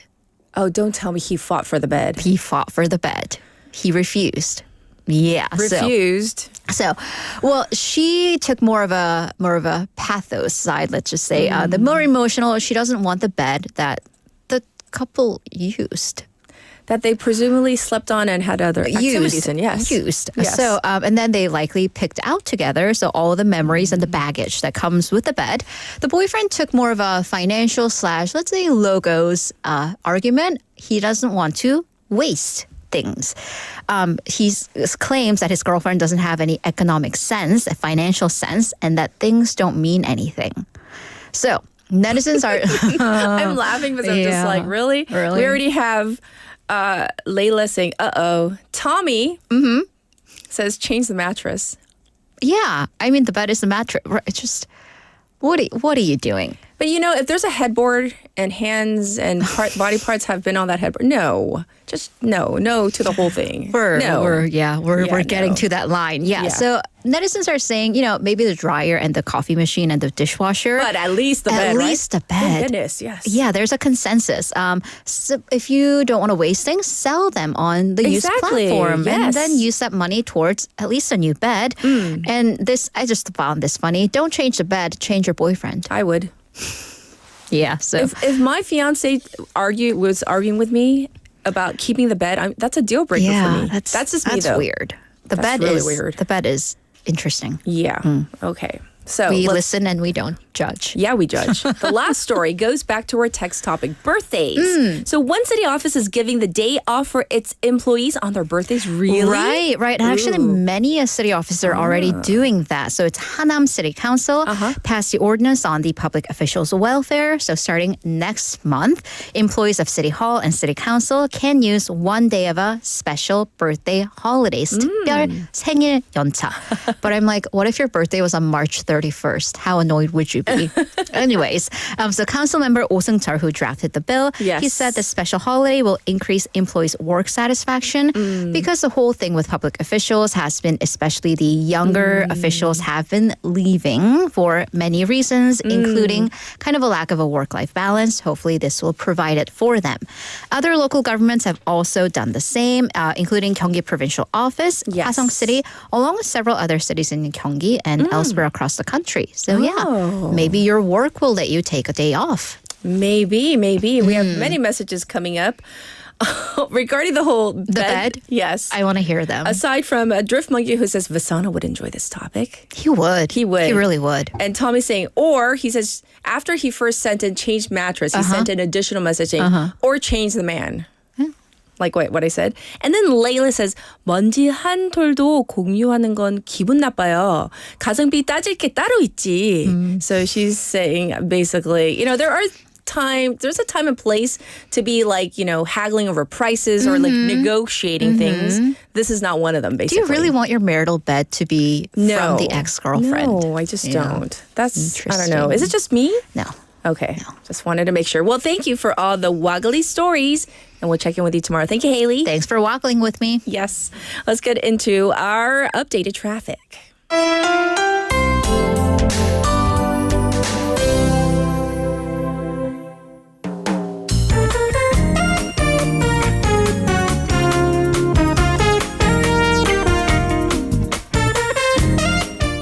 It's time for your update in traffic. There is an accident on Byeongyang going away from the city right past Orun Tunnel, and another accident that's in the tunnel itself. So lots of traffic because of this. It's congested on Gwangnam-no from KBS 3-way intersection to Dongbang 5-way intersection, both directions. Heavy traffic detected on Mandakdaero from Minam to Mandak intersection. Also slow going on Nakdongdaero from Hadan Station to Seodaeshin intersection in both directions. As for the weather, currently 12 degrees here in Busan, and we're getting reports of rain in our city. It's expected to continue for the next couple of hours. The daytime high will go up to 19 degrees Celsius, with the sun coming out by the afternoon. Across the nation, light rain coming down in Jeju and parts of the southern coast. Very warm across the country. So depending on where you are, it might go all the way up to even 24 degrees Celsius today. Bad finest levels across most of the country. This was your traffic and weather.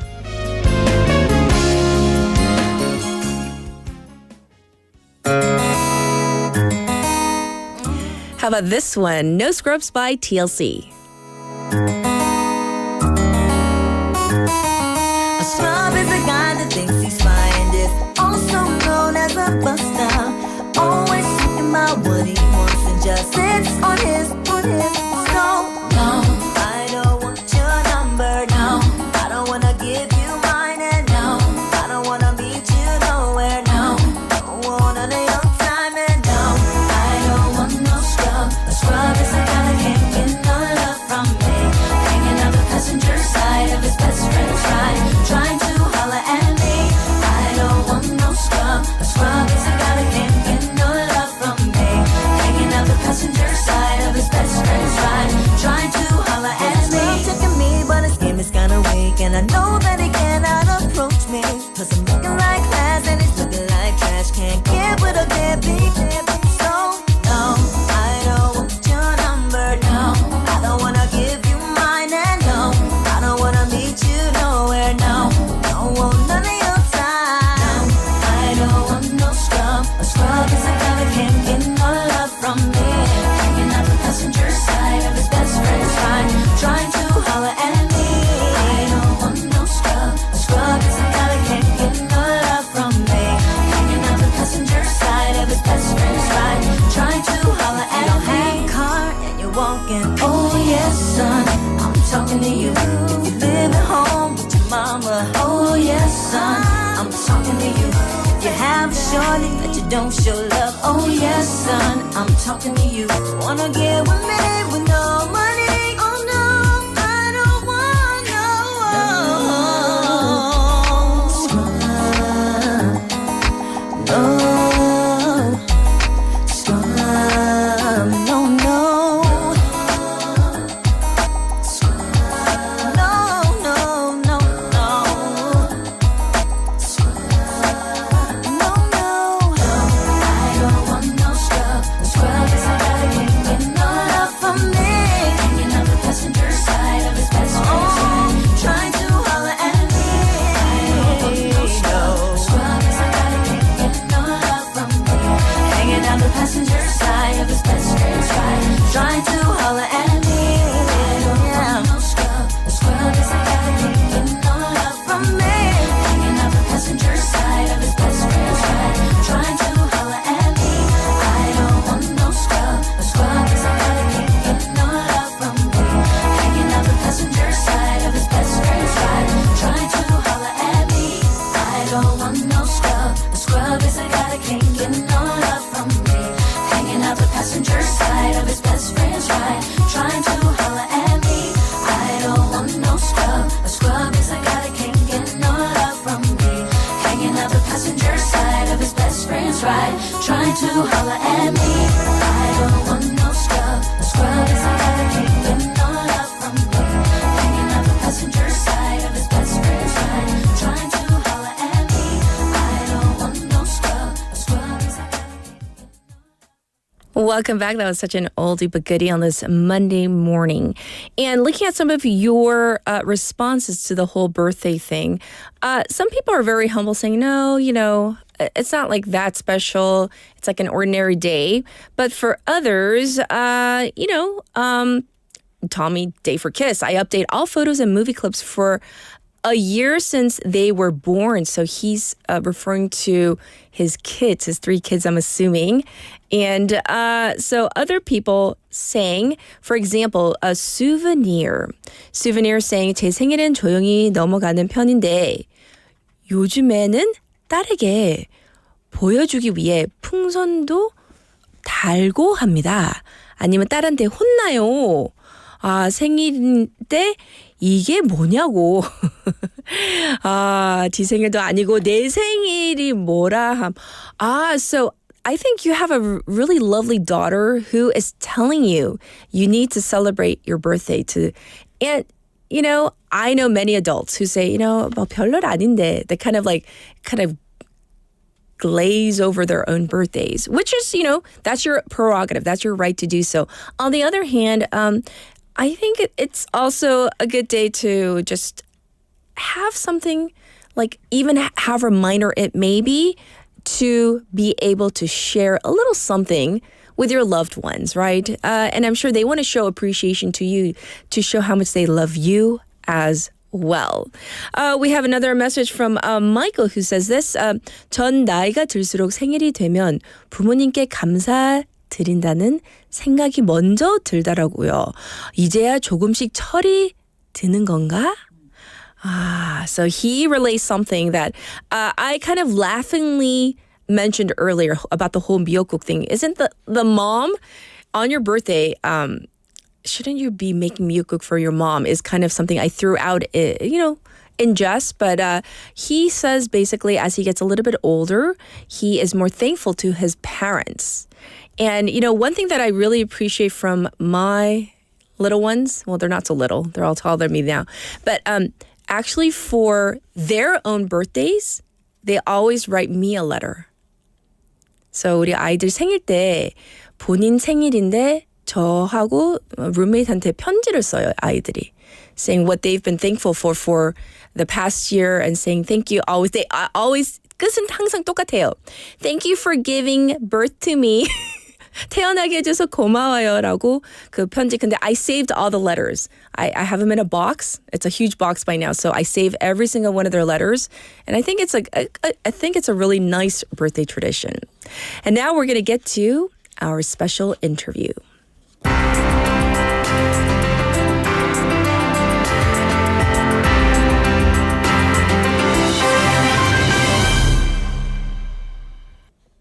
Tensions between Canada and the U.S.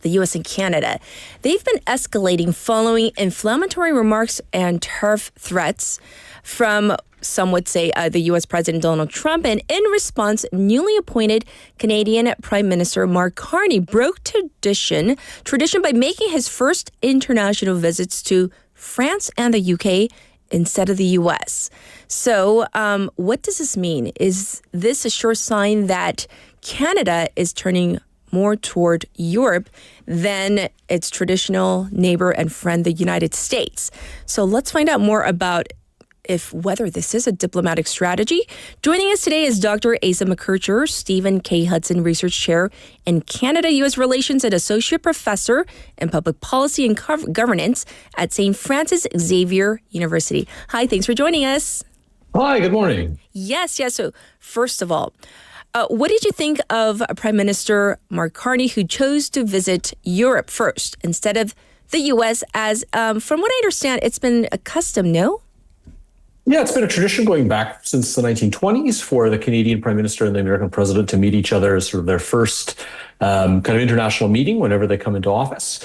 Mr. Carney has broken tradition, although to be fair, Mr. Trump broke tradition the first time during his first administration. This reflects, the fact that, again, Mr. Trump has threatened in a way that no American president really has done since Canada became a country in the 1860s, so over 150 years, to essentially carve out our country and take it over and turn it into the 51st state.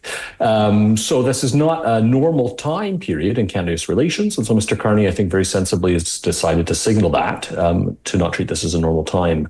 And so by reaching out to Europe, he's trying, I think, to show that Canada is interested in forging closer relations with some of our other traditional allies that are also facing a new, sort of more aggressive United States. Indeed. And so when we talk about U.S. President Donald Trump, his remarks and his tariff threats, how have these influenced Canada's foreign policy direction? Sure. I mean, Canada, we've grown accustomed over many, many decades to a friendly relationship with the United States, or at least a United States that's not willing to be hostile towards us. And as a result, we've essentially developed one of the closest economic, intelligence, security, and military partnerships in world history. Right. And so Mr. Trump is very much threatening to sort of upend all those things and really treating Canada, again, like we haven't really seen in Canada since the 1800s, when the United States essentially sort of took over the rest of the North American continent. We really haven't faced an aggressive kind of America since that time. And so this is forcing Canadians to really sort of shake ourselves out of our slumber. We've kind of taken for granted having essentially 3 ocean borders and a relatively peaceful, relationship with our southern neighbor. Right. Now the world and the sort of geopolitical situation seeming a bit more aggressive, let's say. And in his meetings while he was in Europe, he remarked, quote, Canada is the most European country outside of Europe. What did he mean by that? It sounds very pointed. And how does this statement reflect maybe a new strategy? Sure. I mean, in terms of our population, Canada has a population, of course, from all people of all around the world, including a sizable population of people from South Korea. But Canada's sort of main ethnic groups are Europeans. So there's still a great source of immigration into our country. And many of the official languages Canadians speak are English and French, the languages of Europe. And so very much Canada has, a population that is, largely European, although that's certainly a bit more multicultural. And we have a tradition of our alliance through NATO, and the European countries make up essentially our second largest trading partners. We have a well-established free trade agreement with European countries. So we very much think of ourselves, many Canadians at least, as being sort of closely aligned with Europe. We used to think of ourselves as being much more closely aligned with the United States, but sort of Europe second. And certainly this is a place that Canada has fought 2 world wars, contributed huge numbers of troops and our treasury to fighting 2 world wars. We maintained forces throughout the Cold War period in Western Europe, and Canada currently has a battle group deployed in Latvia to reassure our NATO allies against a potential Russian attack. So this is a place that Canada has long treated seriously. And now with sort of Mr. Trump's new positioning of the United States in relation to Europe and toward Canada, Europe is a place that Canada is looking to expand our relationship as a way of sort of lessening our reliance on the United States. Right. And I think it's also important to note, at least to our listeners, that Canada is also part of the Commonwealth, correct, right? Yeah, we're part of a number of international organizations. The Commonwealth, something called La Francophonie, which is like the Commonwealth, an organization of former French colonies, the Commonwealth, an organization of former British colonies. We're a member of the Organization of American States, in countries in Latin America and the Caribbean. We have trade relationships with countries in the Asia-Pacific region, through the ASEAN countries, through something called the Trans-Pacific Partnership. We have a well-established free trade agreement with South Korea and with Japan. So these are places, I think, that over the next few years, regardless of who wins the Canadian election that's just been announced today. Yes. We'll see a lot more, I think, attention by Canada and again, whatever government will win, in diversifying our trade with the rest of the world except for the United States. So let me ask you this then, Professor. Could stronger ties with European allies help Canada maybe navigate some of its trade disputes with the U.S.? And if you think so, if you could also expand on how. Sure. I think, there's a expression about kind of safety in numbers. I think that's certainly going to be important within the next 2 weeks. I think the 2nd of April, Mr. Trump has threatened essentially worldwide tariffs. So basically every country that might be putting in place some sort of tariffs towards, as the Americans see them, towards the United States is going to be facing tariffs in response. And so I think a lot of countries are about to be really upset with the United States and facing a similar situation to Canada, which is already facing tariffs by Mr. Trump on steel and aluminum and other sorts of products. So I think there'll be a lot of countries looking to band together to confront the United States and to begin talking about ways of boosting trade between themselves, regardless of what the United States does. So I think we can expect to see that over the next while. Right. And I did see some like memes and, videos regarding, a growing, I don't know, maybe you can tell me, if this is true, that there might be this like growing like anti-American sentiment, whether it comes to like the basics, like, trying to buy more Canadian products, which may be not necessarily just anti-American, but just being more, buy Canadian. But do you sense that there is this anti-American sentiment that's growing in Canada, or is this just, kind of splashy headlines? No, I think like many small countries, and despite we're the second largest country by geography, we're a very small country. We're only 40 million people. We often define ourselves, like many small countries do, against the larger countries around us. And so Canadians have long sort of differentiated themselves from the United States. So they have, private healthcare. We have kind of, state healthcare. They have school shootings and, terrible gun violence. We have a very peaceful sort of demeanor in terms of our kind of social relationships. We are a generally peaceful people, although maybe not when we play hockey, ice hockey, we can kind of be a bit more violent. But so these are kind of ways that Canadians have often in the past defined themselves in relation to the United States. And that sort of way that Canadians differentiate themselves, a key kind of part of Canadian identity, is really coming to the fore through social media and different sorts of things over the past few months.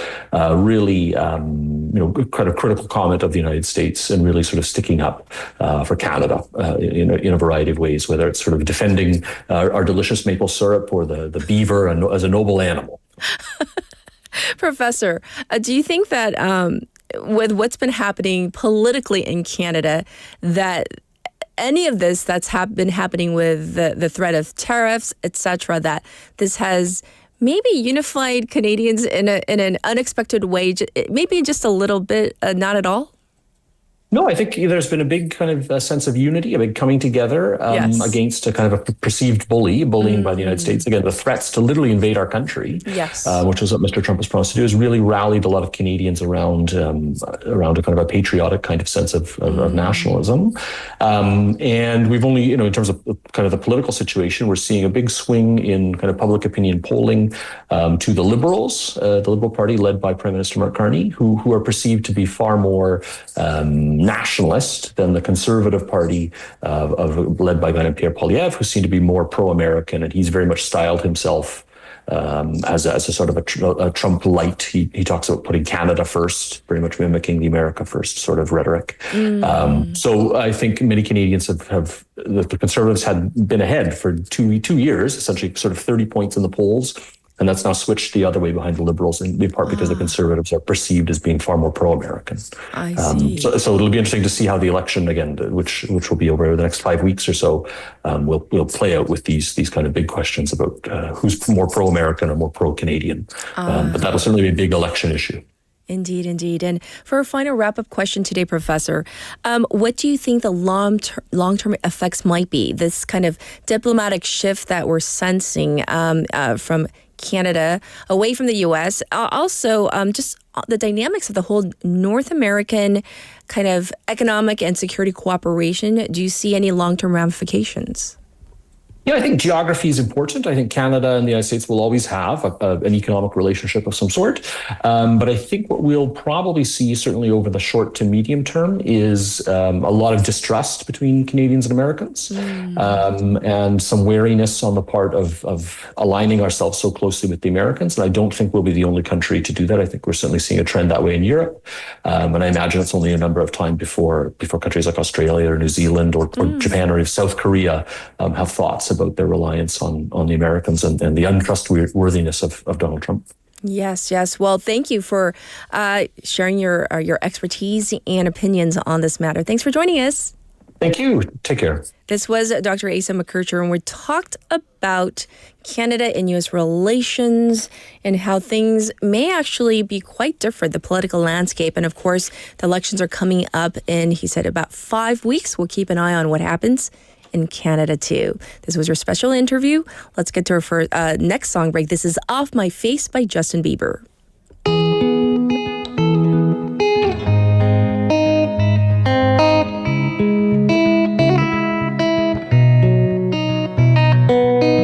One touch and you got me stoned, higher than I've ever known. You call the shots and I follow. Sunrise, but the night's still young. No words, but we speak in tongues. If you let me, I might say too much. Your touch blurred my vision. It's your world and I'm just in it. Even sober, I'm not thinking straight. 'Cause I'm off my face, in love with you. I'm out my head, so into you. And I don't know how you do it, but I'm forever ruined by you. Ooh. Can't sleep 'cause I'm way too buzzed. Too late now, you're in my blood. I don't hate the way you keep me up. Your touch blurred my vision. It's your world and I'm just in it. Even sober, I'm not thinking straight. 'Cause I'm off my face, in love with you. I'm out my head, so into you. And I don't know how you do it, but I'm forever ruined by you. Ooh, ooh,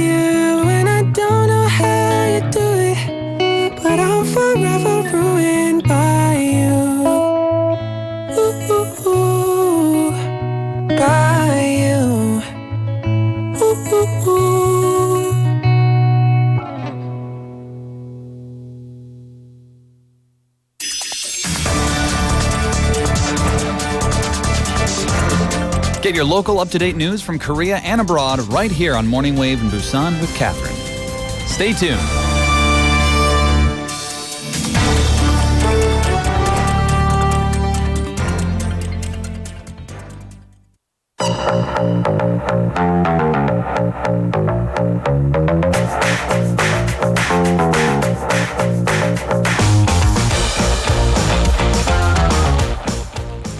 It's time to check in with Bobby. He's in the studio for Business Perspectives. Good morning. Good morning, Catherine. How are you? I'm doing great. How was your weekend? Oh, it was beautiful. It was, the weather was perfect here.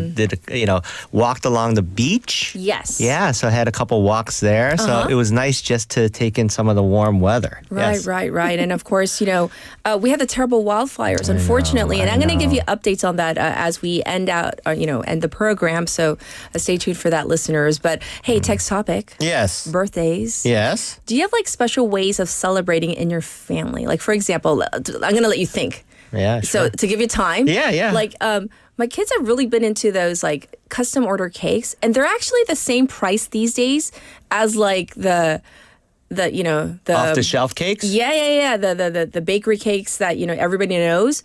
The price of everything has gone up. Yeah. So it's the price difference isn't that astounding. So they love customizing the cake. Wait. Hold on. Yes. What's okay, sorry. I'm not with it. What's a custom order cake?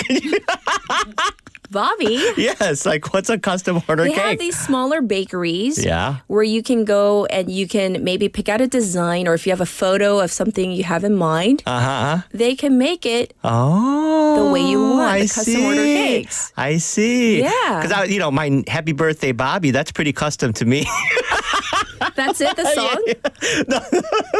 Happy birthday, Bobby? Yes. No. I'm talking about your cake, the little nameplate that you put on the cake. Oh, no. I'm talking about the whole design of the cake design can be customized. Wow. You do have to order a week in advance. Absolutely. But the price difference isn't that much. So they've been into that, personalizing it, right? Right. All right. Tradition. Well, okay. Growing up, always had a birthday party. And what was nice is my birthday's in May. And it always kind of coincided with two things: the end of the school year and also the start of the baseball season. So that was always fun. And, always had big birthday parties, which I loved. And I remember 4th grade, we started having sleepover birthday parties. And I remember, it was just a lot of chaos with a lot of boys. At that age, a lot of pranks with one another. Right. I think in terms of our family with our kids, I think we love putting on parties for our kids as they've been growing up. And, our daughter, the first daughter, her birthday is near Halloween. So her birthday is always a costume-themed party. Nice. So we say, hey, all our friends, just come in with your Halloween costume. Yes. Nice. Yeah.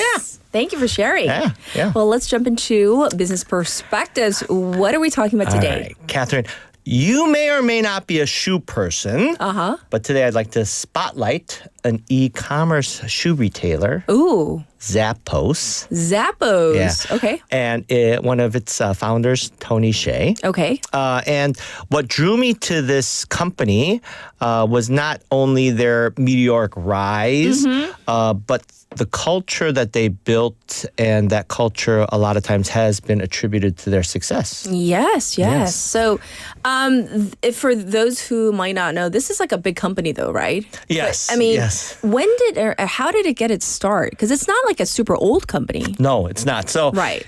Think about, so they got its start.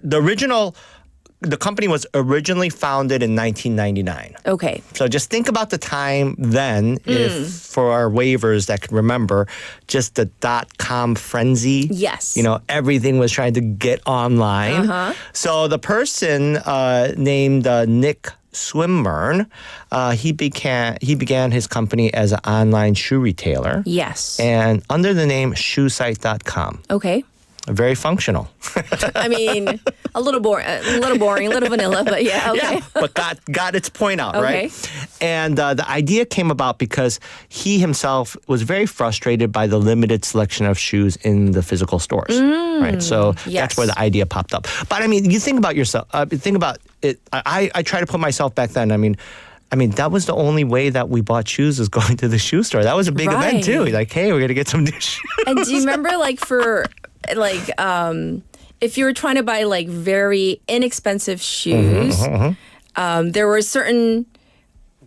We can say the brand because like they're no longer around, like Payless, or stuff like that. Yeah. But I mean, here in Korea, our waivers may not be familiar with Zappos. Oh yes, Right, so we just have to take that into account. Big time, yes. Okay. So what happened with this company? So 1999. So that's how it started, and he had a why of why he wanted to start it. But now, money as a startup. So Swinburne, he pitched his idea to Tony Hsieh and Alfred Lin. Okay. Now, they were running an investment firm at that time called Venture Frogs after selling their previous company, which was called Link Exchange, to Microsoft in 1998 for... How much? $265 million. That's a pretty penny. So they went from online startup to now investors. Yes. Now, one of those investors, Tony Hsieh, at first, he really didn't buy into the idea of shoes being sold online. But he was convinced because he saw the potential of the overall shoe market, which was valued at $40 billion. And the fact that at that time, 5% of the sales were being sold through mail order catalogs. Mail order catalogs. I haven't heard that in forever. So mail order, how do we say that in Korean? It's like 잡지처럼 이렇게 보고 주문하는 거 있잖아요. Yes. 그게 in English we call that mail order catalogs. Yes. Yeah. So I remember those too. So again, for me, it's been wild because for shoes, me, I always had to try them on. I mean, and, how they feel, how they look. Exactly. Right? So that was already a foreign concept. But anyways, Hsieh and Lin invested $500,000 in the company. And at that time also, they rebranded the company from shoesite.com. So boring. To Zappos. Why Zappos? It's a play on the Spanish word for shoes. Zapatos? Really? Yes. That's where they got Zappos? That's where they got, yeah. So should we be pronouncing it Zappos? Zappos, yes. Instead of Zappos, Yes. so American. So I never knew. So that was kind of interesting, yes. Then in 2000, so that was 1999, they made their investment. 2000, yes. Hsieh joined as CEO, and he brought upon his vision for exceptional customer service and a unique company culture to the startup business. And it was at that time that their sales were $1.6 million. Ooh. Yeah. I mean, not bad, but remember that number? Yeah. Okay, right. 1.6. Well, 1.6. 2000, 1.6. That's right.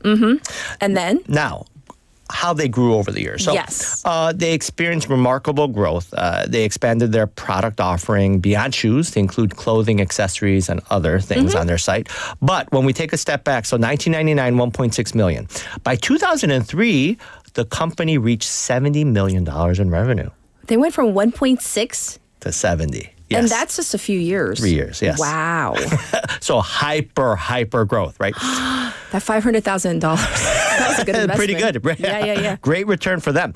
Now, That prompted Shea, who was the CEO at the time, to relocate their headquarters from San Francisco to Las Vegas. Why? To really tap into a larger pool of customer service talent and lower overall operational costs. Because everything in San Francisco is expensive. Yes. Yeah. And that was back in 2003. It was still Yes. expensive, right? Yes. Also, in 2003, they made a really big decision as a company. And at that point, 25% of their sales were based on the drop shipping model, which meant that, the vendors, they really handled the inventory. So like the Zappos site would get the order, but then they would send it to their vendor who stored their goods. Yes. Not their goods, but, the vendor's goods. Yes, and then the yes. vendor would ultimately ship it to the customer. Right. But they shifted 100% to manage their own warehouses. Why? To ensure better control over the customer experience. Oh, So again, wow. moving to Las Vegas, right? They want to get better talent for customer service. Yes. Also, they wanted to change their operations, right, to own the customer experience. So initially, that lowered their sales by 25%, but it did pay off. Oh, so there was like a dip, right? Yes, for sure. So in 2004, their sales jumped to $184 million. 2005 up to $370 million. And by 2008, they achieved $1 billion in sales. What? 1 billion. $1 billion. So remember that 1.6 million to 1 billion in 8 years. Or how many? More than that. Yes. Yeah. Oh gosh. Yes. A lot of zeros. Yes. Yes. Now again, that growth really was a testament to the innovative approach to e-commerce, right? And under Shea's leadership Yes. and his vision were both instrumental in transforming Zappos into a customer-centric powerhouse. Right? Their commitment to exceptional customer service included free shipping and free returns, played a significant role in building a loyal customer base and word-of-mouth growth. Yes, yes. Now, the company's core motto, they say, we are a customer service company that happens to sell shoes. That happens to sell shoes. Yes. That's a tongue twister, but yeah. But I love that, right? Okay. So, and they also embrace technological advancements to enhance the online shopping experience, like innovative functionality such as their search functionality back then. Also, they track which products were put into customers' baskets. Yes, right? yes. So that was pretty innovative at that time. In 2009, then, the company was acquired by Amazon for $1.2 billion. So They went from that $500,000 investment really paid off. for 1.2 billion. You're laughing, but are we? No, I mean, I'm just, shocked still. Yes, yeah. yes.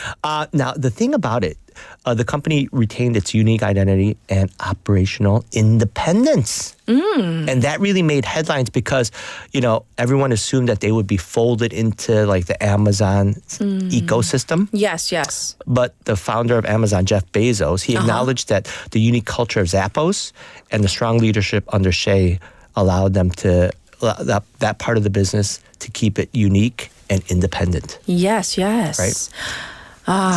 So after What that happened? acquisition, right? So the mid 2010s, their Yes. sales were over $2 billion. And also another great thing about Zappos is their own company culture.